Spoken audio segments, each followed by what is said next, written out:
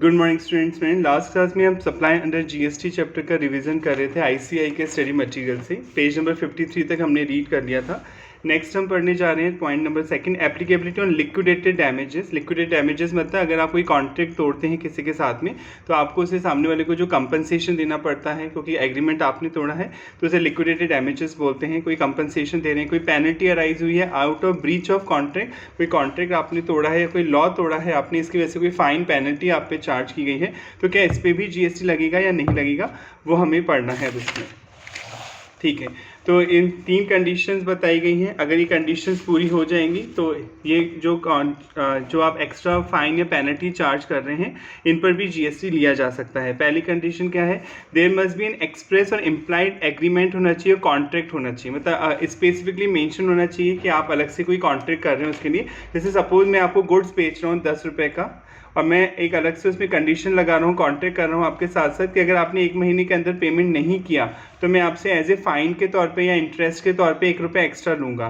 तो मैं आपके साथ एक कॉन्ट्रैक्ट कर रहा हूँ। ये कॉन्ट्रैक्ट एक्सप्रेस भी हो सकता है, यानी साफ साफ मैं बता भी रहा हूँ आपको। इम्प्लाइड मतलब छुपा हुआ भी हो सकता है। मार्केट प्रैक्टिस होती है कि ये सभी लोग जानते हैं। इम्प्लाइड मतलब छुपा हुआ कॉन्ट्रैक्ट, मतलब जो नेचर से रिफ्लेक्ट होता हो। ये सभी लोग जानते हैं कि मार्केट में अगर आप किसी से उधार पैसे लाते हैं, कोई गुड्स क्रेडिट पे लेते हैं, तो एक लिमिट के बाद अगर आप पेमेंट करते हैं तो वो आपसे फाइन, इंटरेस्ट, पेनल्टी चार्ज करता है। तो ये इस पे जीएसटी देना होता है। अभी आप आगे पढ़ेंगे क्योंकि ये तो कॉन्ट्रैक्ट हुआ, एक्सप्रेस कॉन्ट्रैक्ट किया गया है, सेपरेट कॉन्ट्रैक्ट किया गया है इसके लिए। तो एक तो ये कंडीशन हो गई। दूसरा, consideration must flow in return to this contract agreement, और कॉन्ट्रैक्ट के अगेंस्ट में कंसिडरेशन आना चाहिए। भाई आपने लेट पेमेंट किया, इसके लिए वो आपको कंसिडरेशन दे रहा है, अलग से पैसे दे रहा है। ये कंडीशन फुलफिल होनी चाहिए किसी भी पेनल्टी फाइन पे। अगर आप लेना चाहते हैं जीएसटी तो ये सारी कंडीशन पूरी होनी चाहिए।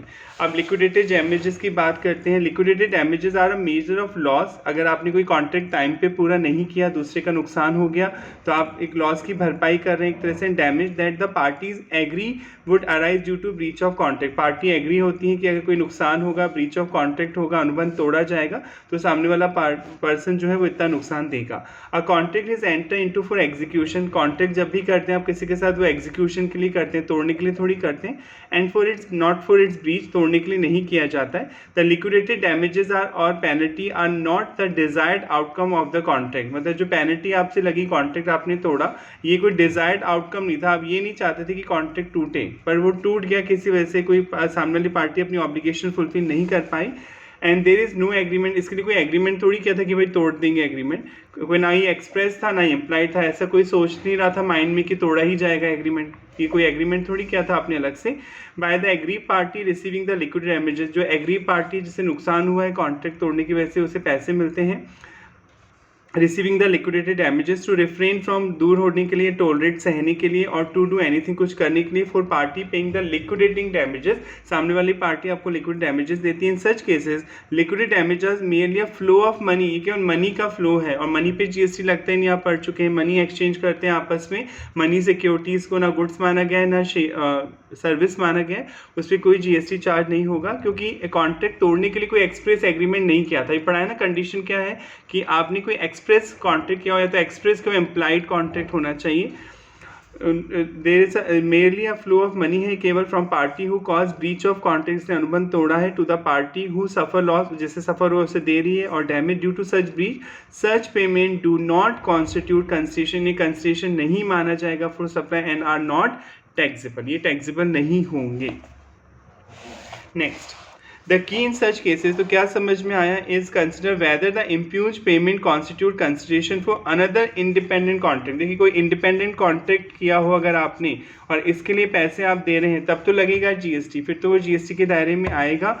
इन्विसेजिंग टोलरेटिंग एन एक्ट, या तो आप किसी काम को सह रहे हैं और किस सिचुएशन को सह रहे हो, रिफ्रेनिंग हट रहे हैं काम को करने से फ्रॉम डूइंग एनी एक्ट, और situation simply doing an act, या कोई काम कर रहे हैं, यानी किसी काम को करने के लिए हाँ करना, किसी काम को करने के लिए ना करना, या कोई काम करना, इसके लिए आप सेपरेट कॉन्ट्रैक्ट कर रहे हैं, कंसेशन चार्ज कर रहे हैं। If the answer is yes, अगर वो आंसर सही है, यस में अगर आपने कंडीशन पूरी की है, यानी सेपरेट कॉन्ट्रैक्ट किया है, कॉन्ट्रैक्ट इम्प्लाइड भी हो सकता है, एक्सप्रेस भी हो सकता है, और सेपरेट कंसेशन आप चार्ज कर रहे हैं, if yes then it constitute supply, इसे सप्लाई माना जाएगा। इररिस्पेक्टिव ऑफ व्हाट नेम, इस बात से कोई फर्क नहीं पड़ता कि आप उस पैसे को किस नाम से बुला रहे हैं, आप चिंकी पिंकी बबली कुछ भी बोल रहे हैं, पैसा जो आपके पास है उससे मतलब नहीं है। और अगर सेपरेट कॉन्ट्रैक्ट नहीं था, इंडिपेंडेंट कॉन्ट्रैक्ट नहीं था, कंस्ट्रेशन नहीं है, तो फिर वो फ्लो ऑफ मनी है, उसे सप्लाई नहीं माना जाएगा। एग्जाम्पल पढ़ लेते हैं फटाफट। इन केसेस में लगेगा जीएसटी। अ कॉन्ट्रैक्ट, कॉन्ट्रैक्ट किया गया साफ साफ, अ कॉन्ट्रैक्ट में provide that payment by recipient of goods और service shall be made before a certain date. ये हर जगह होता है कि एक डेट तक आपको पेमेंट करना होता है, अगर आप फेल होंगे, पेमेंट टाइम पे नहीं करेंगे ड्यू डेट पर, शैल अट्रैक्ट लेट फी और पेनल्टी या इंटरेस्ट। आपको कोई लेट फी, पेनल्टी, इंटरेस्ट देना पड़ता है, तो वो कंस्ट्रेशन माना जाएगा, उस पर जीएसटी देना होगा। यानी लिक्विडेटेड डैमेजेस अगर हैं कि सामने वाली पार्टी का नुकसान हुआ है पर कोई एक्सप्रेस कॉन्ट्रैक्ट आपने नहीं किया था उसके साथ, ना ओरल था, ना रिटन था, ना इम्प्लाइड था, ना एक्सप्रेस था, तब कोई जीएसटी नहीं लगेगा, वो केवल फ्लो ऑफ मनी माना जाएगा। पर अगर आपने कॉन्ट्रैक्ट किया था, बाकायदा प्रॉमिस किया था, आपने कॉन्ट्रैक्ट किया था, तो जो एक्स्ट्रा आप चार्ज कर रहे हैं उस पर जीएसटी देना होगा। सामने ये नेक्स्ट पॉइंट साफ साफ लिखा हुआ है, contract for transport of passenger. आपने कॉन्ट्रैक्ट किया है पैसेंजर को लेने में, स्टिपुलेट साफ साफ शर्त है उसमें that the ticket amount shall be partly और wholly forfeited if the passenger does not show up. अगर आप टिकट नहीं दिखाते हैं तो आपके पास जो पैसा है, अगर आप जो पैसा आपने दिया है पैसेंजर ट्रैवलिंग के लिए इधर से उधर जाने के लिए, आपके पास टिकट नहीं है, कोई प्रूफ नहीं है, तो आपका पैसा फॉरफिट कर लिया जाता है। A contract for package tour, package tour भी होता है, मेक माई ट्रिप वगैरह से आप पैकेज टूर ले सकते हैं। अगर आप पैकेज टूर दे लेते हैं तो आपको एक सिक्योरिटी डिपॉजिट देनी होती है, पर अगर आप कैंसिल करा लेते हैं तो वो टूर वाले आपका पैसा फॉरफिट कर लेते हैं, वापस नहीं करते। तो यहाँ पे भी एक सेपरेट कॉन्ट्रैक्ट हुआ है, इस पर भी जीएसटी लगेगा। सेम वही चीज़, कई बार बैंक्स वगैरह आपसे प्री पेमेंट के लिए चार्ज करते हैं। अगर आप पहले ही लोन पे करना चाहते हैं, जैसे आपने 4 साल के लिए लोन लिया था पर आप 2 साल बाद ही पैसे इकट्ठे हो गए आपके पास, तो आप 2 साल में ही लोन का पेमेंट करना चाहते हैं, तो बैंक क्या करते हैं, प्री मेच्योर पेनल्टी लगाते हैं। प्री मेच्योर चार्जेस बोल लें, पेनल्टी बोल लें, इंटरेस्ट बोल लें, इस पर भी वो आपको तभी लोन बंद करने देते हैं, तो इस पर वो प्री मेच्योर पेनल्टी, चार्जेस और इंटरेस्ट जो आपसे ले रहे हैं, इस पर जीएसटी लगेगा। सिंपल सा लॉजिक है। लिक्विडेटेड डैमेजेस पे वैसे तो जीएसटी नहीं लगेगा, अगर आपने कोई कॉन्ट्रैक्ट तोड़ा, सामने वाले का नुकसान हो गया, तो जो आप पैसा देते हो उसे लिक्विडेटेड डैमेजेस बोलते हैं। पर अगर आपने कोई कॉन्ट्रैक्ट किया था, चाहे एक्सप्रेस किया था, चाहे इम्प्लाइड किया था, चाहे रिटन किया था, चाहे ओरल किया था, उस पर जीएसटी देना होगा। Therefore, such payment, even though they may be referred to as fine or penalty, भले इन्हें फाइन और पेनल्टी बोला जा रहा है, are actually payment that amount to consideration माना जाएगा for supply and are subject to GST। इन पे जीएसटी लगेगा in case where supply is taxable, अगर आप कोई taxable goods और सर्विस दे रहे हैं तो। नेक्स्ट टॉपिक है चेक डिसऑनर पे बैंक आपसे फाइन और पेनल्टी लेता है। चेक डिसऑनर समझते हैं अकाउंट में पैसे नहीं है, चेक बाउंस हो गया, डिसऑनर हो गया, तो क्वेश्चन उठता है क्या इस पर भी जीएसटी लगेगा? जो बैंक आपसे फाइन ले रहा है, तो क्या इसके लिए अलग कॉन्ट्रैक्ट किया था क्या? नहीं, कोई चेक, ये चेक सोच के थोड़ी जमा कराता है बैंक में कि वो डिसऑनर होगा, इसके लिए कोई अलग से कॉन्ट्रैक्ट नहीं किया था, तो नहीं लगेगा GST. Therefore, check dishonor, fine or penalty is not a consideration। ये consideration नहीं माना जाएगा for any service and it is not taxable। Same next topic है penalty impose for violation of law. आपने कोई कानून तोड़ दिया, ट्रैफिक रूल्स तोड़ दिए, कोई भी कानून तोड़ा, ट्रैफिक के रूल्स तोड़ दिए, इनकम टैक्स का लॉ तोड़ दिया, जीएसटी का लॉ तोड़ दिया, तो आपको कोई फाइन या पेनल्टी लगा, तो क्या इसके लिए कोई कॉन्ट्रैक्ट किया था कि आपने कि मैं लॉ तोड़ूंगा ही तोड़ूंगा? ऐसा नहीं हुआ था ना, कोई कॉन्ट्रैक्ट नहीं किया था, तो इस पर भी नहीं लगेगा GST. In short, fine penalty chargeable by government लेती है, लोकल अथॉरिटी लेती है, इम्पोज लगाती है फॉर वायलेशन, तोड़ने पर ऑफ स्टैट्यूट, कोई law, bylaw, rules, regulation are not leviable to GST. इन पे कोई टैक्स चार्ज नहीं होगा। Forfeiture of salary or payment of bond amount in the event of employee leaving the employment before the minimum agreed period। कई बार होता है कि आप कहीं जॉब ज्वाइन करते हैं तो आपसे बॉन्ड भराया जाता है। बॉन्ड मतलब ये सामने वाला जो एम्प्लॉयर है आपको कहता है कि 2 साल तो तुम्हें जॉब करनी पड़ेगी, आप भर देते हैं, पर उस बॉन्ड में एक शर्त होती है कि अगर आप 2 साल से पहले जॉब छोड़ोगे तो आपको 4 लाख रुपये कंपनी को देने होंगे, डिपेंड करता है 4 लाख 5 लाख जो भी लिखा हुआ है। तो आप क्वेश्चन उठता है कि बॉन्ड आप 2 साल से पहले जॉब छोड़ रहे हैं और अपने एम्प्लॉयर को 4 लाख रुपये दे रहे हैं क्योंकि बॉन्ड साइन किया था आपने, ठीक है, या 4 लाख रुपये दे रहे, वो आपकी सैलरी फॉरफीचर कर रहा है, आपकी सैलरी में से काट रहा है पैसे, ठीक है। तो क्वेश्चन उठता है कि इस पर जीएसटी लगेगा? नहीं लगेगा। आप पढ़ चुके हैं एम्प्लॉयर एम्प्लॉय के रिलेशन में जीएसटी चार्ज नहीं होता है। Such amount recovered by employer are not taxable, कोई टैक्सेबल नहीं होगा, वो recover as a consideration for service of agreeing to tolerate an act और अ सिचुएशन। इसे नहीं माना जाएगा कि कोई कंडीशन को आप टॉलरेट कर रहे हैं।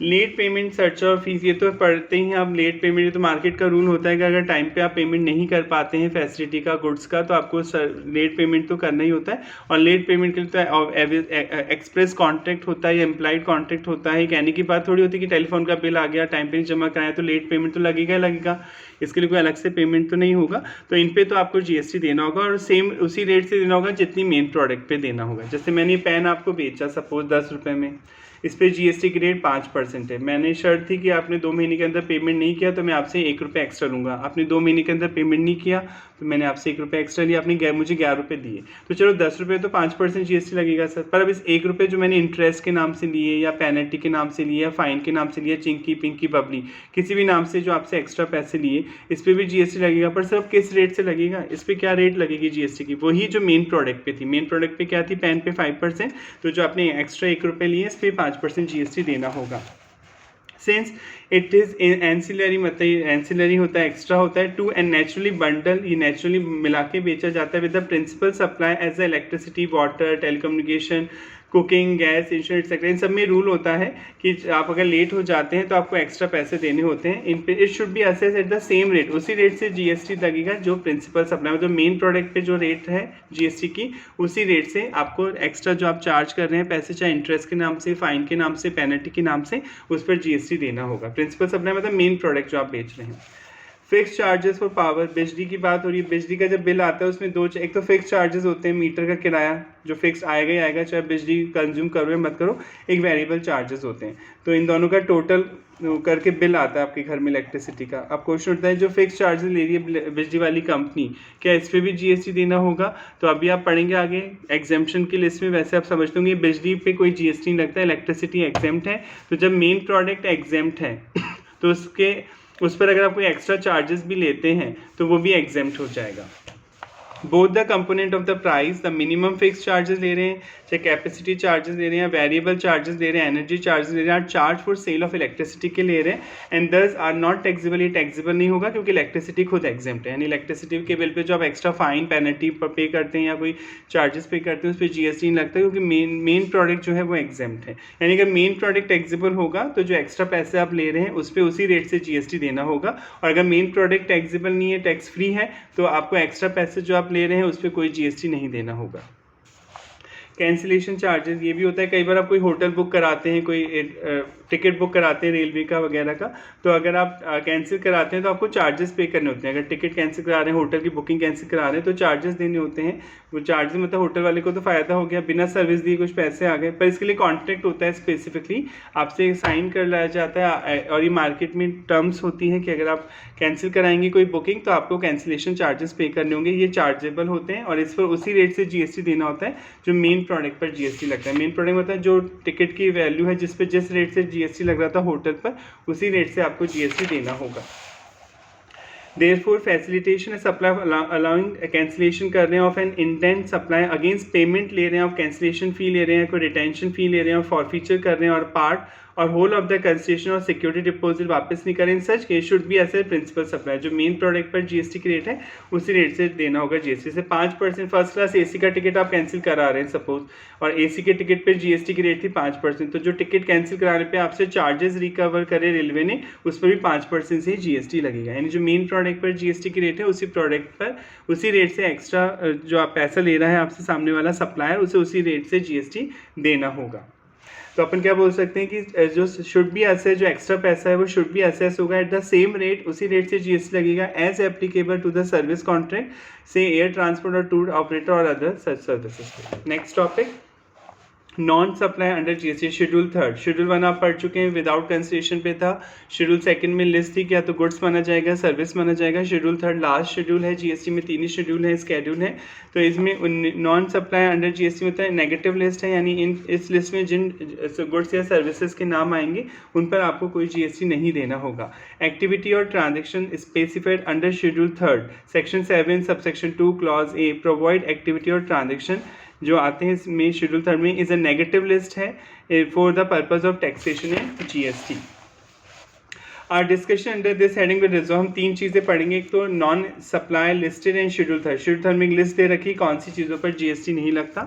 Non supply notified by notification, notification circular निकाल के डिपार्टमेंट ने दे रखा है कि इन चीज़ों पे जीएसटी नहीं लगेगा। Non supply clarified bye way of circular, circular बता के भी डिपार्टमेंट ने बता रखा है। नोटिफिकेशन पब्लिक एट लार्ज को इशू किए जाते हैं, आप पढ़ चुके हैं, सर्कुलर डिपार्टमेंट्स में इंटरनली इशू किए जाते हैं। तो नॉन लिस्ट जो नेगेटिव लिस्ट है इन पर जीएसटी नहीं लगेगा। पहला पॉइंट फटाफट अपन पढ़ लेते हैं। एक्टिविटीज और transaction which shall be treated neither as a supply of goods, ना तो इन्हें गुड्स माना जाएगा, nor as supply of service, ना ही इन्हें सर्विस माना जाएगा। तो जब गुड्स भी नहीं मानेंगे, सर्विस भी नहीं मानेंगे, तो कोई जीएसटी चार्ज नहीं होगा। पहला जहाँ पे एम्प्लॉयर एम्प्लॉय का रिलेशन में शॉर्ट में पढ़ रहा हूँ क्योंकि हम रिवीजन कर रहे हैं, जहाँ एम्प्लॉयर एम्प्लॉय का रिलेशन होगा वहाँ कोई जीएसटी नहीं लगेगा। कैजुअल वर्कर को भी एम्प्लॉय माना जाता है। कैजुअल वर्कर मतलब जो टेम्प्रेरी बेसिस पे आपके यहाँ काम कर रहा है, डे टू डे बेसिस पे काम कर रहा है, वो कैजुअल वर्कर हुआ। एक होता है परमानेंट वर्कर जो परमानेंट ज्वाइन करेगा आपकी जॉब। एक कैजुअल वर्कर होता है कि जब तक आपको नीड है तब तक वो जॉब करेगा, जब नीड नहीं है आप उसे हटा सकते हैं। तो कैजुअल वर्कर को भी वर्कर ही माना गया है और इसको भी जो पेमेंट देंगे वो सैलरी के नाम से ही होगा और इस पर भी कोई जीएसटी नहीं लगेगा। Second, service by any court, अगर आप कोर्ट में ट्रिब्यूनल कोई फीस आपसे, ट्रिब्यूनल मतलब जो पर्टिकुलर मैटर को सुनने के लिए बनाई जाती है, कोर्ट सारे मैटर सुनते हैं, जैसे इनकम टैक्स ट्रिब्यूनल हो गई, कंपनी लॉ ट्रिब्यूनल हो गई। तो कोर्ट ट्रिब्यूनल में जाने के लिए कुछ फीस तो आपको देनी होती है, जो फीस है कोर्ट में, तो वो फीस पे कोई जीएसटी नहीं लगता है। Court include district court, high court और सेशन कोर्ट सब आ जाएंगे इसमें, सुप्रीम कोर्ट। इसी तरह जो एमपी एमएलए होते हैं, जो अब मेंबर आप चुन के भेजते हैं एमपी एमएलए, उनको कोई जीएसटी नहीं देना, तो नौकर नहीं होते सरकार के। आप पढ़ते हैं इनकम टैक्स भी, एमपी एमएलए को जो पैसा मिलता है वो इनकम फ्रॉम अदर सोर्सेज में आता है। तो जो फंक्शन परफॉर्म करते हैं members of parliament, member of state legislature MLA, member of panchayat, member of municipality, member of other local authority, ये कोई जीएसटी नहीं देंगे। Same duty perform by any person, कोई भी पर्सन ड्यूटी परफॉर्म कर रहा है, who hold any post in person provision, constitution के अकॉर्डिंग कोई पोस्ट होल्ड करता है, जैसे राष्ट्रपति हो गए आपके, वो कॉन्स्टिट्यूशन, या प्रेसिडेंट ऑफ इंडिया हो गए, कॉन्स्टिट्यूशन के अकॉर्डिंग कोई पोस्ट होल्ड करते हैं, तो उन्हें भी कोई जीएसटी नहीं देना होगा। इसी तरह कोई ड्यूटी परफॉर्म करता है any person as a chairperson के तौर पे या मेंबर और डायरेक्टर के तौर पे, कोई बॉडी स्टैब्लिश की है सेंट्रल गवर्नमेंट ने, स्टेट गवर्नमेंट ने और लोकल अथॉरिटी ने, and who is not a deemed an employee, और उसे एम्प्लॉय नहीं माना गया है before the commencement of this clause के आने से पहले, और एम्प्लॉय भी माना जाएगा तो ऑब्वियसली इसमें आ जाएगा, अगर एम्प्लॉयर एम्प्लॉय का रिलेशन होगा तो वैसे भी जीएसटी नहीं लगेगा। यानी अगर एम्प्लॉय एम्प्लॉय का रिलेशन है तो भी नहीं लगेगा जीएसटी। अगर कोई कोर्ट या ट्रिब्यूनल आपको सर्विस दे रही है और पैसे चार्ज कर रही है तो भी जीएसटी लगेगा। कोई एमएलए एमपी आपको सर्विस दे रहे हैं, पंचायत के मेंबर आपको सर्विस दे रहे हैं, या कॉन्स्टिट्यूशन के अकॉर्डिंग कोई पोस्ट आपने होल्ड करी हुई है जैसे प्राइम मिनिस्टर, प्रेसिडेंट, तो इनको कोई जीएसटी नहीं देना होता है। इसी तरह जब डेथ होती है किसी पर्सन की, तो अलग अलग जो धर्म होते हैं, किसी में दफनाया जाता है, किसी में जलाया जाता है, तो पुजारी और पादरी जो होते हैं वो सर्विस देते हैं ताकि मोक्ष मिल सके। तो सर्विस ऑफ फ्यूनरल, दाह संस्कार, ब्यूरल दफनाना, सिनेमेटोरियम दाह संस्कार, मॉर्चरी में जो मुर्दा घर होता है उसमें संभाल के रखी जाती है dead bodies etcetera, including transportation of disease, transportation जैसे मान लीजिए किसी की डेथ हो गई तो उसे घर छोड़ा जा रहा है उस कार से, एम्बुलेंस से छोड़ा जा रहा है, तो एम्बुलेंस वाले को कोई जीएसटी देना होगा उस किराए पर। तो फ्यूनरल, ब्यूरल, सिनेमेटोरियम और मॉर्चरी जो मुर्दा घर की सर्विसेज हैं इंक्लूडिंग ट्रांसपोर्टेशन ऑफ डिसीज, इन पे कोई जीएसटी चार्ज नहीं होगा। यानी पंडित, मौलवी, जो है पादरी, किसी भी तरह की कोई जीएसटी नहीं देंगे, भले ही वो आपसे पैसे चार्ज करते हैं इन चीज़ों के तब भी।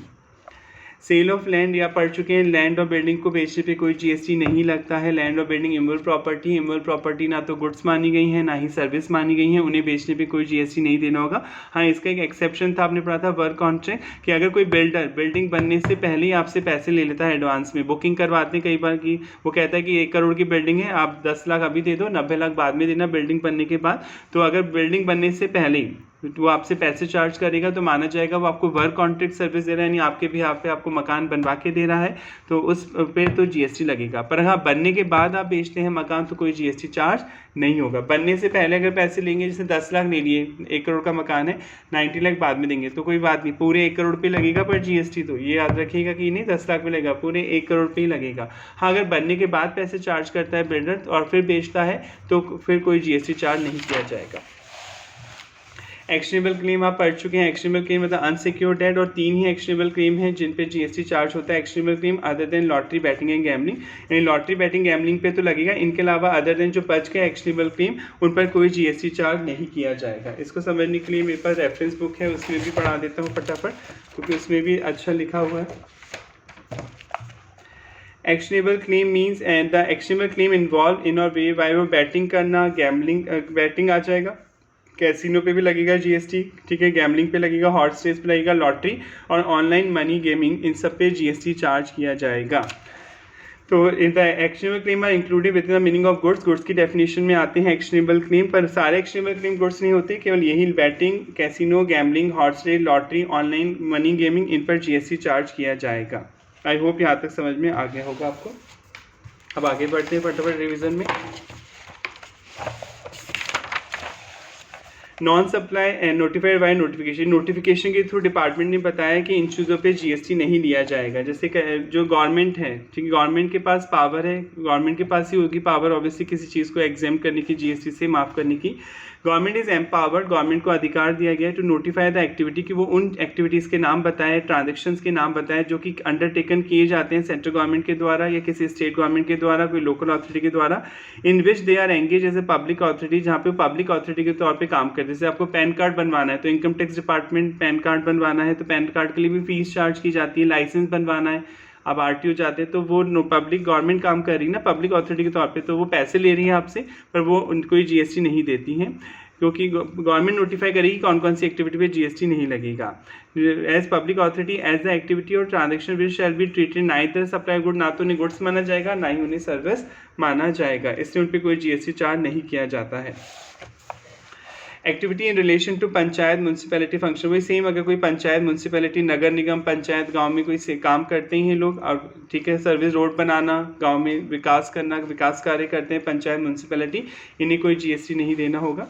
अब क्वेश्चन होता है शराब बनाते हैं, पढ़ चुके हैं, अगर आप ह्यूमन कंजम्पशन के लिए लिकर बना रहे हैं, शराब बना रहे हैं, तो उस पर कोई जीएसटी नहीं लगता, पर शराब के पे तो नहीं लगता, पर शराब के लिए पहले लाइसेंस लेना होता है, राइट। आपको इतना तो पता ही होगा, जब आप शराब बनाना चाहते हैं, शराब का प्रोडक्शन करना चाहते हैं, तो आपको गवर्नमेंट से लाइसेंस लेना होता है, तो लाइसेंस फ़ी गवर्नमेंट आपसे चार्ज करती है। तो क्वेश्चन होता है कि गवर्नमेंट जो आपसे लाइसेंस फ़ी ले रही है, क्या उस पर जीएसटी लगेगा? नहीं, उस पर भी जीएसटी नहीं लगेगा, क्योंकि लिख दिया services by way of grant of alcohol liquor licence, जब गवर्नमेंट आपको लाइसेंस दे रही है by state government, are treated neither supply goods, ना तो इसे गुड्स माना जाएगा ना ही सर्विस माना जाएगा। इससे शराब के लाइसेंस लेने पे जो आप फीस देते हैं, such licence granted against concession, free में नहीं मिलता, आपको पैसे देने होते हैं सरकार को in form of licence fee और एप्लीकेशन फी, और by whatever name called, चाहे किसी भी नाम से बुला लें, Chinki Pinki public whatever, कोई भी नाम आप इसको बोल सकते हैं। अगर कोई लाइसेंस फी ले रही है गवर्नमेंट, कोई भी फीस चार्ज कर रही है आपको शराब का ठेका देने के लिए, शराब का लाइसेंस देने के लिए, उस पर कोई जीएसटी चार्ज नहीं होगा। हाँ, इसके अलावा गवर्नमेंट कोई आपको लाइसेंस देती है, ठीक है, जैसे इट मे बी नोटेड, ये बात ध्यान में रखने की, that service provided by government to business entity, किसी बिजनेसमैन को सर्विस दे रही है, including by way of grant of privilege दे रही है, लाइसेंस दे रही है, माइनिंग राइट्स दे रही है, natural resource such as spectrum, जैसे स्पेक्ट्रम था कि एयरटेल वगैरह spectrum, etcetera, against payment of concession, पैसे ले रही है in form of fee, royalty rates taxable under GST, इन पे जीएसटी लगता है। केवल शराब के लाइसेंस पे कोई जीएसटी नहीं लगेगा, क्योंकि अल्कोहलिक लिकर जो है वो एग्जेम्प्ट होती है। Non supply clarified way of circular, ये सर्कुलर में बताया डिपार्टमेंट ने कि ये इन पे भी कोई जीएसटी चार्ज नहीं किया जाएगा। Inter state CBIC, central board of indirect taxes and custom, CBIC क्या फुल फॉर्म जानते हैं? Central board of indirect taxes and custom has clarified that following activity transaction non supply, non supply है, और जब non supply है तो GST लगेगा ही नहीं, क्योंकि सप्लाई पे तो लगता है जीएसटी, और इन्हें नॉन सप्लाई माना जा रहा है। इंटर स्टेट मूवमेंट, एक स्टेट से दूसरे स्टेट में जाने को आप इंटर स्टेट बोलते हैं। Inter state movement of various mode of conveyance, ठीक है, आप एक स्टेट से दूसरे स्टेट में जा सकते हैं आप, ठीक है। Inter state of movement of various mode of conveyance between distinct person, distinct person आप पढ़ चुके हैं, आपकी दूसरे स्टेट में ब्रांच है। जीएसटी में डिस्टिंक्ट पर्सन का कॉन्सेप्ट है, यानी जीएसटी में स्टेट वाइज रजिस्ट्रेशन लेना होता है, एक जीएसटी नंबर से काम नहीं चलता। आपका राजस्थान में बिजनेस है, एमपी में बिजनेस है, तो राजस्थान में भी आपको जीएसटी नंबर लेना पड़ेगा और एमपी में भी जीएसटी नंबर लेना होगा। तो जीएसटी के पॉइंट ऑफ व्यू से आप दोनों को डिस्टिंक्ट माना जाएगा, सेपरेट माना जाएगा। भले ही एक ही आदमी के बिजनेस है, पर जीएसटी में सेपरेट रजिस्ट्रेशन का कॉन्सेप्ट है, इससे डिस्टिंक्ट पर्सन बोला जाता है।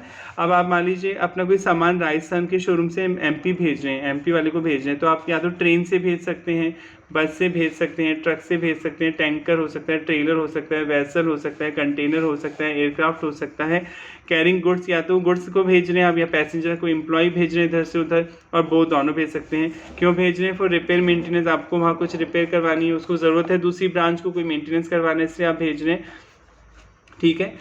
एक्सेप्ट इसको except shall be treated neither supply of goods और सप्लाई ऑफ सर्विस, ना तो इन्हें गुड्स सप्लाई माना जाएगा ना सर्विस माना जाएगा, therefore not liable to GST यानी IGST interest IGST integrated goods and service tax यहाँ पर नहीं लगेगा। जैसे मान लीजिए मैं अपनी बस से अपने 100 एम्प्लॉय एमपी भेज रहा हूँ, एमपी वाली ब्रांच पे, तो मूवमेंट हो रहा है पर्सन का, गुड्स भी हो सकते हैं पैसेंजर भी हो सकते हैं, दोनों हो सकते हैं, या तो एम्प्लॉय भेज रहे हैं आप सामान भेज रहे हैं, तो क्वेश्चन उठता है जो बस है जिस बस के थ्रू आप भेज रहे हैं, बस हो सकता है ट्रक हो सकता है टैंकर ट्रेलर, तो ठीक है सामान पे तो जीएसटी लगेगा। आप पढ़ चुके हैं कि अगर आप कोई गुड्स सप्लाई करते हैं अपनी किसी ब्रांच को जो दूसरे स्टेट में स्टेटेड है, तो आप पढ़ चुके हैं गुड्स और सर्विस पे तो जीएसटी लगेगा, पर ये जो बस आप भेज रहे हैं इस पे भी लगेगा कि जीएसटी? नहीं सर, बस पे क्यों लगेगा, ये तो हम बेच थोड़ी रहे हैं, ये फर्दर सप्लाई नहीं कर रहे ना, बस ये तो एम्प्लॉय को छोड़ के सामान को छोड़ के वापस आ जाएगा ट्रक या बस, तो इस पे कोई बस पे कोई जीएसटी लगेगा। ठीक है, ये लिखा हुआ है, ठीक है ना, आप तो इन्हें गुड्स माना जाएगा ना सर्विस माना जाएगा, इन पे कोई आईजीएसटी चार्ज नहीं होगा। हाँ, except in case where such movement is for further supply, अगर आप ये बस भी इसे बेच रहे हैं अपनी ब्रांच को, बस भी इस ब्रांच को बेच रहे हैं, फर्दर सप्लाई मतलब बेच रहे हैं, तो बस पे भी आपको जीएसटी देना होगा। ठीक है, यानी ये पैरा क्या कहना चाह रहा है कि अगर आप डिस्टिंक्ट पर्सन है, डिस्टिंक्ट पर्सन आप अच्छे से समझते हैं, आपकी दूसरे स्टेट में यूनियन टेरिटरी में कोई ब्रांच है, कोई गोडाउन है, कोई ऑफिस है, तो जीएसटी के पॉइंट ऑफ व्यू से आपको सेपरेट माना जाता है, 2 जीएसटी नंबर आपको लेने होंगे। और आप पढ़ चुके हैं कि अगर एक स्टेट से दूसरे स्टेट अपनी ही ब्रांच को गुड्स या सर्विस देते हैं तो उस पर भी आपको जीएसटी देना पड़ता है। क्वेश्चन उठता है आप कोई ट्रेन के थ्रू, बस के थ्रू, ट्रक के थ्रू, टैंकर के थ्रू कोई गुड्स या पैसेंजर भेजे, तो क्या ट्रेन पे, ट्रक पे, ट्रेलर पे, वेसल पे भी आपको जीएसटी देना होगा? नहीं देना होगा, ये थोड़ी बेच रहे हैं उसको। हाँ, अगर आप फर्दर सप्लाई कर रहे हैं, बेच रहे हैं बस, तो इस पे आपको जीएसटी देना होगा। अब इसमें आगे पढ़ते, मान लीजिए आप जो एमपी में है, आपका एमपी में जो मशीन है वो ख़राब पड़ गई, एमपी में जो आपकी फैक्ट्री है उसमें मशीनरी ख़राब हो गई, तो आपने राजस्थान से कोई ट्रक भेजा, टैंकर भेजा, उसमें टूल्स किट वगैरह भेजे, वहाँ जाके रिपेयरिंग की, रिपेयरिंग सर्विस दी, राइट, तो क्या इस पे भी जीएसटी लगेगा? इस पे लगेगा, रिपेयरिंग सर्विसेज पे जीएसटी लगेगा, उन्हें एग्जाम नहीं किया गया। हाँ, जो ट्रक सामान लेके जा रहा है, जो आपके टूल्स वगैरह लेके जा रहा है उस पर नहीं लगेगा, ट्रक पे नहीं लगेगा, पर जो रिपेयरिंग सर्विसेज आपने वहाँ पे की है उस पर तो जीएसटी देना होगा, क्योंकि आप पढ़ चुके हैं शेड्यूल 1 में कि अगर रिलेटेड पर्सन है, यहाँ डिस्टिंक्ट पर्सन तो रिलेटेड ही होते हैं, डिस्टिंक्ट पर्सन रिलेटेड पर्सन है, आपस में एक दूसरे को फ्री में भी कोई सर्विस देते हैं तो उस पर जीएसटी लगता है। However, applicable CGST, SGST, IGST ज़रूर चार्ज होगा, as the case may be shall be leviable on repair and maintenance done for such conveyance। अगर कोई रिपेयर मेंटेनेंस होती है तो यहाँ पे ज़रूर आपको जीएसटी देना होता है। सेम वही इंटरेस्टेड मूवमेंट हो रहा है रिक्स का, कोई टूल्स का, स्पेयर पार्ट्स का, and all goods on wheel, ये लेके जा रहा है सामान एक स्टेट से दूसरे स्टेट, तो भी आप पढ़ चुके हैं, इस पे कोई जीएसटी नहीं लगेगा। हाँ, कोई रिपेयरिंग सर्विसेज करेंगे जाकर तो रिपेयरिंग सर्विसेज पे आपको जीएसटी देना होगा। अब सर्कुलर शैल मुटेटिस मुटेंडी मतलब इक्वली, ये जो आपने पहले वाला सर्कुलर पढ़ा मुटेटिस मुटेंडी मतलब इक्वली एप्लीकेबल होगा to interested movement of rigs, tools and spare and all goods on wheel like crane, एक्से वाला बाद में, such interested movement shall be treated neither a supply of good, ना तो इन्हें गुड्स की सप्लाई माना जाएगा ना ही सर्विस की सप्लाई माना जाएगा, एंड कॉन्सिक्वेंटली परिणाम स्वरूप no IGST would be applicable, कोई आईजीएसटी यहाँ पे चार्ज नहीं होगा।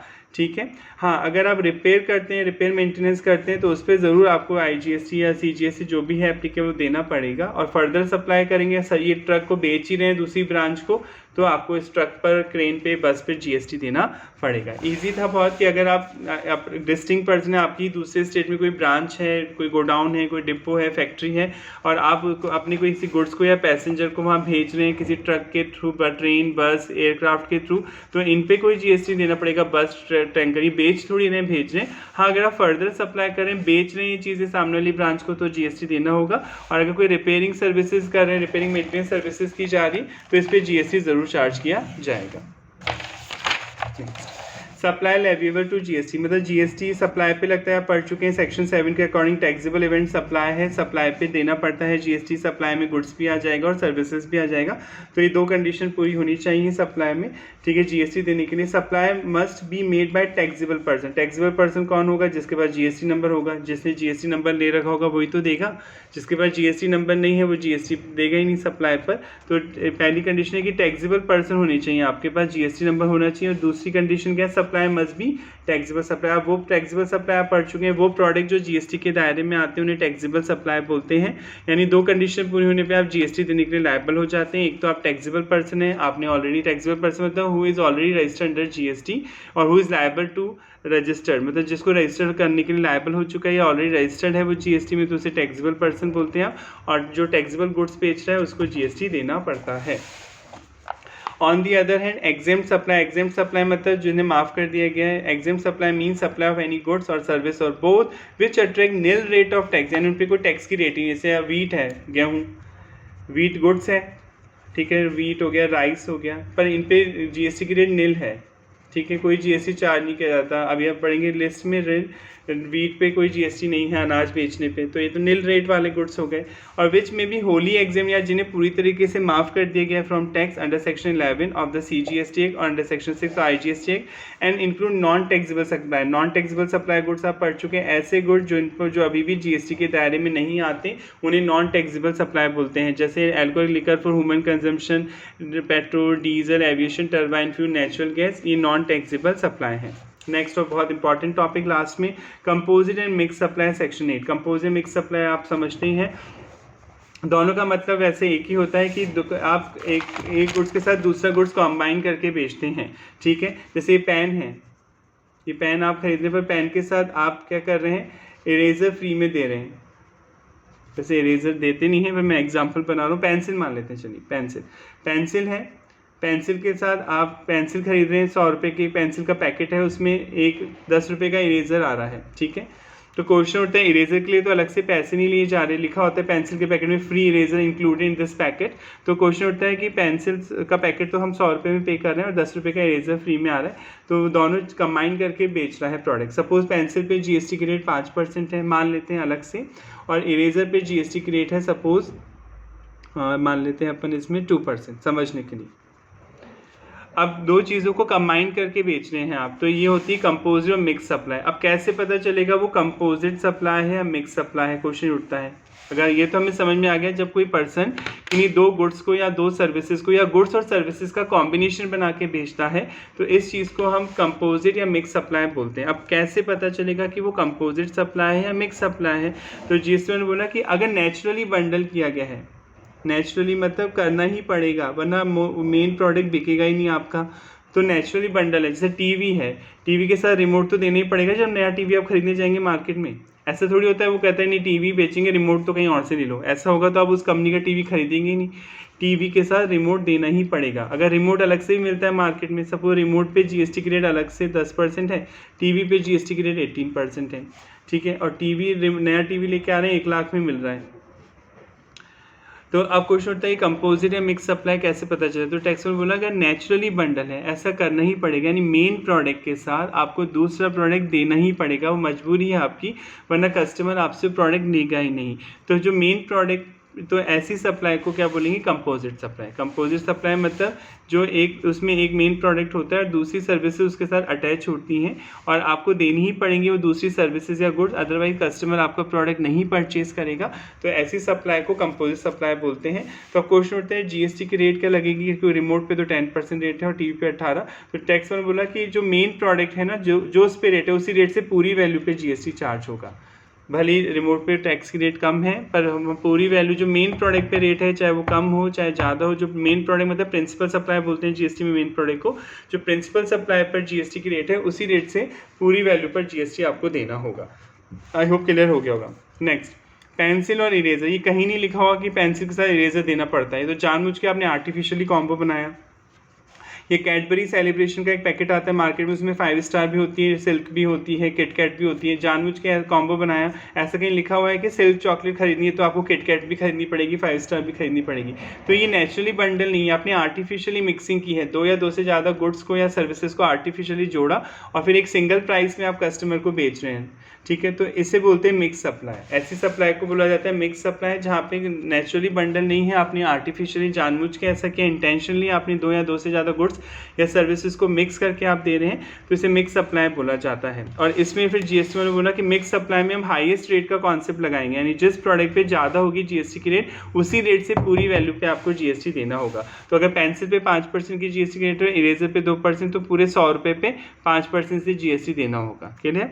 तो वापस रिवाइज कर लें, कंपोजिट सप्लाई एक ऐसी सप्लाई होती है जब कोई कंपोजिट मिक्स का मेन मीनिंग तो ये होता है जब कोई पर्सन दो या दो से ज़्यादा गुड्स या सर्विसेज का एक कॉम्बो बनाकर बेचता है, सप्लाई करता है, तो उसे कंपोजिट या मिक्स सप्लाई कहते हैं। अब ये कैसे पता चलता है कि कंपोजिट है या मिक्स सप्लाई है? तो अगर नेचुरली बंडल है, ऐसा करना ही पड़ेगा, मेन प्रोडक्ट बेचने के लिए आपको उसके साथ दूसरा प्रोडक्ट देना ही पड़ेगा, तभी कस्टमर आपके प्रोडक्ट को लेगा। जैसे ऑयल है, शैम्पू है, ऑयल का पैकेट आप खरीदते हैं तो ऑयल कंपनी ऑयल बनाती है, बोतल थोड़ी बनाती है, पर बिना बोतल में पैक किए वो कैसे बेचेगी अपना ऑयल? घर से थोड़ी बोलेगी कस्टमर कि आप घर से अपना कोई यूटेंसिल बर्तन लेके आना, तो वो बोतल उसे देनी ही पड़ेगी अपने मेन प्रोडक्ट को बेचने के लिए, तो वो कंपोजिट सप्लाई है। और कंपोजिट सप्लाई में क्या बोला जीएसटी वालों ने कि जो मेन प्रोडक्ट पर जो जीएसटी की रेट है उसी रेट से पूरी वैल्यू पे जीएसटी लगेगा। जबकि मिक्स सप्लाई क्या हो गई? जब कोई पर्सन जानबूझ के इंटेंशनली दो या दो से ज़्यादा गुड्स या सर्विसेज को कंबाइन करके बेचता है, जबकि उन्हें एक साथ कंबाइन करके बेचने की नीड नहीं थी, उसे जानबूझ के कॉम्बो बनाया है, ठीक है, तो वहाँ पे हाईएस्ट रेट का कॉन्सेप्ट रहेगा, यानी जिस प्रोडक्ट पे ज़्यादा रेट होगी उसी रेट से आपसे जीएसटी चार्ज किया जाएगा। तो कंपोजिट सप्लाई कंप्राइजिंग मतलब इंक्लूडिंग टू और मोर सप्लाई, दो या दो से ज़्यादा गुड्स और सर्विसेज को आप कंबाइन करते हैं। One of which is a principal supply, एक मेन प्रोडक्ट होता है, shall be treated as a supply of such principal supply, माना जाएगा आप मेन प्रोडक्ट ही बेच रहे हैं, यानी माना जाएगा आप टीवी ही बेच रहे हैं, रिमोट नहीं बेच रहे अलग से। वैसे आप रिमोट भी दे रहे हैं अलग से टीवी के साथ में, पर माना जाएगा आप टीवी बेच रहे हैं और जो टीवी पे रेट है उसी रेट से फिर आपको टोटल वैल्यू पे जीएसटी देनी होगी। यानी कंपोजिट सप्लाई में हाईएस्ट रेट और लोएस्ट रेट का कॉन्सेप्ट लगता है, जो मेन प्रोडक्ट पे रेट होती है उसी रेट से पूरी वैल्यू पे जीएसटी देना होता है। मिक्स सप्लाई कंप्राइजिंग मतलब इंक्लूडिंग ऑफ टू और more supply shall be treated supply of that particular supply that attract highest rate of tax. अगर आप जानबूझ के कॉम्बिनेशन बनाते हैं गुड्स का, जैसे डिफरेंट गुड्स का कॉम्बो बनाकर बेचते हैं, तो जिस गुड्स पे हाईएस्ट जीएसटी की रेट है उसी रेट से पूरी वैल्यू पे आपको जीएसटी चार्ज करना पड़ेगा। आई होप ये आपको समझ में आ गया होगा। ये तो चैप्टर रिवाइज हो गया आपका। अब हम पास्ट ईयर के क्वेश्चन कर लेते हैं आपके स्कैनर से फटाफट कि पास्ट ईयर के एग्जाम में क्या क्या आया हुआ है आपके स्कैनर में। पहला question, explain the meaning of term recipient of supply goods और सर्विस। आप पढ़ चुके हैं, रेसिपिएंट की डेफिनेशन मैंने इंपॉर्टेंट भी कराई थी पढ़ाते टाइम, तो आप इसे याद कर लेना। और डेफिनेशन जब भी पूछी जाती है तो इनमें आप मन से नहीं लिख सकते, डेफिनेशन को एज इट इज़ ही एग्जाम में लिखना होता है। और मैं बार बार बोल रहा हूँ, अगर आपको एज इट इज़ याद नहीं होती है तो प्लीज़ उस चीज़ को 5-6 बार देख कर लिख लें, आपको 99% वो चीज़ याद हो जाएगी। ये 2018 मई में पूछा गया था क्वेश्चन, ठीक है। नेक्स्ट 2018 नवंबर में क्वेश्चन आया है, explain the meaning of supply as पर प्रोविजन सेक्शन 7 सबसेक्शन 1 में सप्लाई का मीनिंग आपको बताना है। तो आपको यहाँ पे सेक्शन 7 डिफाइन करना है, जो आपने पढ़ा था वो मॉड्यूल में अपने, आपको वो सारी एक्टिविटीज़ लिखनी है जिन्हें सप्लाई माना जाता है। आप पढ़ा थे ऑल फॉर्म ऑफ सप्लाई, चाहे सेल हो, चाहे बार्टर हो, चाहे लाइसेंस हो, चाहे लीज पे दे रहे हो, उन्हें सप्लाई माना ही जाएगा। अगर आप किसी सोसाइटी में मेंबर, आपने पढ़ा था अदर देन कोई इंडिविजुअल है और वो अपने ही मेंबर को सर्विस दे रहा है, उसके बदले कोई कंसेशन चार्ज कर रहा है तो भी जीएसटी लगेगा। अगर आपने ये भी पढ़ा था बी पॉइंट इसमें कि अगर आप कोई सर्विस इंपोर्ट करते हैं इंडिया के बाहर से, चाहे आप पर्सनल पर्पस के लिए कर रहे हो चाहे बिजनेस पर्पस के लिए कर रहे हो, अगर आप पैसे दे रहे हैं तो जीएसटी लगेगा। और आपने पढ़ा था कि शेड्यूल 1 में उन एक्टिविटीज़ के नाम हैं जिनमें फ्री में भी अगर आप किसी को देते हैं तो जीएसटी चार्ज होगा। नेक्स्ट 2020 नवंबर में क्वेश्चन आया हुआ है, with reference to the provision CGST act discuss the brief importation of services to be consider supply and when it is not to be consider supply. आपको इंपोर्ट ऑफ सर्विस पे एक note लिखना है कि कब उसे सप्लाई माना जाएगा, कब सप्लाई नहीं माना जाएगा। आप पढ़ चुके हैं इंपोर्ट पर क्या लगता है, आईजीएसटी। इंपोर्ट करने पे आपको आईजीएसटी चार्ज कर देना होता है, integrated goods and services tax. और अभी एक पॉइंट तो ऊपर ही पड़ा कि कोई सर्विस अगर आप इंपोर्ट करते हैं, चाहे पर्सनल पर्पज़ के लिए करते हैं, चाहे आप बिजनेस पर्पज़ के लिए करते हैं और कंसेशन पे कर रहे हैं, तो आपको आईजीएसटी पे करना होता है सर्विसेज पे। और फिर आपने पढ़ा था अगर रिलेटेड पर्सन से कोई सर्विस लेते हैं, आपने पढ़ा था डेफिनेशन में रिलेटेड पर्सन है जो इंडिया से बाहर रहता है आपका, आप उससे कोई सर्विस लेते हैं, भले कंसेशन नहीं भी दे रहे हैं तब भी जीएसटी यहाँ पर चार्ज किया जाएगा। नेक्स्ट 2021 में एक एग्जाम्पल है, इंपॉर्टेंट है ये, 21 जुलाई में क्वेश्चन पूछा गया है 4 मार्क्स का। एक्सप्लेन द कंपोजिट सप्लाई, बताना ये कंपोजिट है या मिक्स सप्लाई है। If a trader launch a package sale for marriage combine double bed, refrigerator, washing machine, wooden wardrobe at a single rate, मतलब कॉम्बो बना दिया कि शादी चल रही है तो वॉशिंग मशीन और ये अब अलमीरा जो रेफ्रिजरेटर ये सब खरीदोगे तो एक सिंगल रेट उसने बता दी। He is issuing of invoice showing value of each good separately, वो बिल बना के दे रहा है, हर गुड्स की वैल्यू अलग अलग लिख रहा है। Whether this case of mix supply और कंपोज सप्लाई, आपको बताना है ये मिक्स सप्लाई है और यह कंपोज सप्लाई। पहली बात, ना तो ये मिक्स सप्लाई है ना ही वो कंपोज सप्लाई। कंपोज सप्लाई में क्या पड़ा था कि आपको दो या दो से ज़्यादा चीज़ों को मिक्स कर देते हैं और एक सिंगल प्राइस के लिए बेचते हैं, पर ऐसा, और वो नेचुरली ऐसा करते हैं। ऐसा कहीं लिखा हुआ है कि वॉशिंग मशीन खरीदने पे फ्रिज भी खरीदना पड़ेगा और वार्डरोब भी खरीदनी पड़ेगी, ऐसा कहीं नहीं लिखा हुआ। ये आपने आर्टिफिशियली कॉम्बिनेशन बनाया, इंटेंशनली कॉम्बिनेशन बनाया, तो कंपोजिट तो ये हो नहीं सकता। मिक्स हो सकता है, पर मिक्स इसलिए नहीं हो पाएगा क्योंकि आपने पढ़ा था एक सिंगल प्राइस चार्ज करनी है आपको, पर आप क्वेश्चन क्या बोल रहा है, आप इनवॉइस में सेपरेट वैल्यू लिख रहे हैं, सबकी अलग अलग बता रहे हैं कि देखिए डबल बेड इतने का है, फ्रिज इतने का है, वॉशिंग मशीन इतने की है, वुडन वार्डरोब इतने की है। तो जब अलग अलग ही बता रहे हैं तो ना तो ये कंपोजिट है ना ही मिक्स है, क्योंकि कंपोजिट मिक्स में तो हमने पढ़ा था कि एक सिंगल प्राइस के अगेंस्ट में एक सिंगल प्राइस बताई जाती है, उसमें अलग अलग नहीं बताया जाता कौन सी चीज़ कितनी की, एक सिंगल प्राइस के अगेंस्ट में आप गुड्स को सप्लाई करते हैं। तो यहाँ पे अलग अलग रेट से जो रेट होगी अलग अलग वो जीएसटी लगेगा। यहाँ पे हाईएस्ट रेट का कॉन्सेप्ट अप्लाई नहीं होगा मिक्स के केस में। Therefore supply of such item as a package will neither constitute a compose supply, ना तो ये कंपोजिट सप्लाई है ना ही mix supply. Thus various item of package will be treated as being supply individually, मान जाएगा आप अलग अलग ही बेच रहे हैं। और जो रेट है जीएसटी की मशीन पे मान लो 10% लगेगा, अगर मान लीजिए डबल बेड पे 5% लगेगा। मान लो इस क्वेश्चन को चेंज कर देते हैं, इस क्वेश्चन में लिखा होता कि एक सिंगल प्राइस के बदले में 5 चीज़ें बेची गई, तब तो आप समझ जाते हैं मिक्स सप्लाई होता। और मिक्स सप्लाई में क्या पड़ता है, जो हाईएस्ट जीएसटी की रेट जिस प्रोडक्ट या सर्विस पे जो हाईएस्ट जीएसटी की रेट है उस कॉम्बिनेशन में वो रेट से पूरी वैल्यू पे जीएसटी आपको देना होगा। नेक्स्ट 2023 में क्वेश्चन आया हुआ है, लिस्ट एनी 5 एक्टिविटीज़ के नाम बताइए जो शेड्यूल थर्ड में, शेड्यूल थर्ड अभी पढ़ा था अपनी नेगेटिव लिस्ट पे था, यानी इस शेड्यूल थर्ड में उन गुड्स और सर्विसेज के नाम है जिन पे जीएसटी चार्ज नहीं होता। फटाफट रिवाइज कर लेते हैं। एम्प्लॉयर एम्प्लॉय का रिलेशन है तो जीएसटी नहीं लगता। अगर कोर्ट ट्रिब्यूनल कोई सर्विस देते हैं आपको तो कोई जीएसटी नहीं लगता, भले ही पैसे चार्ज कर रहे हैं तब भी जीएसटी नहीं लगेगा। एमपी एमएलए पंचायत के लोग, म्यूनसिपैलिटी के लोग जो आपको सर्विस देते हैं, अगर आप किसी कॉन्स्टिट्यूशन पोजीशन को होल्ड करते हैं संविधान के अकॉर्डिंग, राष्ट्रपति प्रधानमंत्री, उन्हें कोई जीएसटी नहीं देना होता है। इसी तरह जो मौलवी पादरी और जो पंडित होते हैं ये फ्यूनरल ब्यूरल सेरेमोनिटोरियम और मॉर्चरी सर्विसेज दे रहे हैं, इन पर कोई जीएसटी लगेगा। लैंड बिल्डिंग बेचने पर कोई जीएसटी नहीं लगेगा। हाँ, इसका एक एक्सेप्शन था, अगर बिल्डिंग बनने से पहले आपसे पैसे लिए जाते हैं तो माना जाएगा कि बिल्डर आपको वर्क कॉन्ट्रैक्ट सर्विस दे रहा है और फिर पूरी वैल्यू पे जीएसटी लगेगा। एक्शनेबल क्लेम पे कोई जीएसटी लगेगा, केवल lottery, batting, gambling, casino, online gaming उन पे लगेगा। एक्शनेबल क्लेम मतलब अनसिक्योर्ड डेट पर जीएसटी नहीं लगेगा, पर अगर लॉटरी है, बैटिंग है, गैम्बलिंग है, कैसीनो है, ऑनलाइन गेमिंग है, उस पर जीएसटी चार्ज किया जाएगा। 2023 नवंबर में क्वेश्चन आया हुआ है, examine whether the following activity would be treated supply under GST. आपको बताना है कि इस पे इसे सप्लाई माना जाएगा और अगर सेक्शन 7 के अकॉर्डिंग सप्लाई माना जाएगा तो जीएसटी देना होगा। पढ़ते हैं। Vesco limited are registered person Ahmedabad Gujarat having head office in Singapore, head office Singapore में, receive management consultancy service free of cost from it head office, माना जाएगा। आप पढ़ चुके हैं शेड्यूल 1 में आपने रिलेटेड पर्सन की डेफिनेशन पढ़ी थी कि एक दूसरे पे कंट्रोल करता है। ठीक है, आपका रिलेटेड पर्सन है, साफ साफ लिखा हुआ है, आपका रजिस्टर्ड ऑफ पर्सन अहमदाबाद, ठीक है, अहमदाबाद की कंपनी है, हेड ऑफिस सिंगापुर में, तो ये दोनों रिलेटेड हो गए और आपस में कोई फ्री में भी एक दूसरे को सर्विस दे रहे हैं तो आपको जीएसटी देना होगा। तो आपको शेड्यूल 1 यहाँ पे मेंशन करके आना होगा। Next, examine whether the following activity would amount supply under GST. आपको बताना है कि इन पे जीएसटी लगेगा या नहीं लगेगा। Glory limited engage in manufacturing and selling of cosmetic product, Seva trust a charitable organisation approach Glory limited to provide financial assistance for charitable activity. ठीक है, Glory limited donated ₹2 lakh to Seva trust with the condition that Seva trust will place a hoarding at entrance of the trust premises display picture of product sold by Glory limited. आप दान इस शर्त पर दे रहे हैं उस ट्रस्ट को कि वो ट्रस्ट आपकी पिक्चर लगाए प्रोडक्ट्स की वहाँ पे उस इवेंट में, तो फिर ये तो विज्ञापन करना हुआ। आपने पढ़ा था अगर आप दान देते हैं किसी को, चैरिटी करते हैं, तो समथिंग इन रिटर्न नहीं है तब तो कोई जीएसटी नहीं लगेगा। पर यहाँ तो समथिंग इन रिटर्न है, आपने कंडीशन लगाई तो यहाँ पे सप्लाई माना जाएगा, जीएसटी लगेगा। Display products sold by donor Glory limited in charitable organisation premises building में एम्स एट एडवर्टीजमेंट, आपका मोटिव है एडवर्टाइजमेंट करना, प्रमोशन करना बिजनेस का, इट इज सप्लाई माना जाएगा for consideration in course of furtherance of business and thus qualified supply under GST law, इस पे आपको टैक्स देना होगा।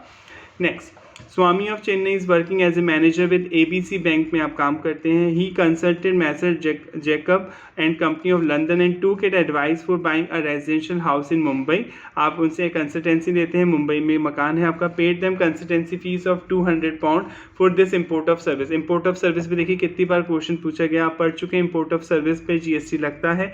इंपोर्ट को माना जाता है एक स्टेट से दूसरे स्टेट जा रहा है गुड्स, और इंपोर्ट करने पर आईजीएसटी देना होता है, integrated goods and service tax देना होता है।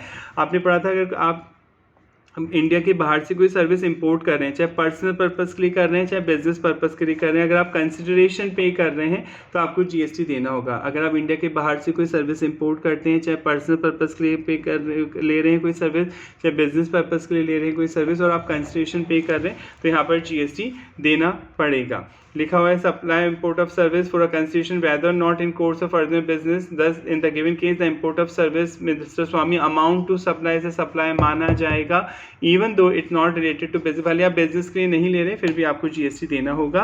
लास्ट क्वेश्चन 2023 नवंबर में आ चुका है, 2 मार्क्स का। Examine whether the following activity would be treated supply, आपको बताना है क्या ये सप्लाई माना जाएगा, और अगर सप्लाई माना जाएगा तो जीएसटी देना होगा।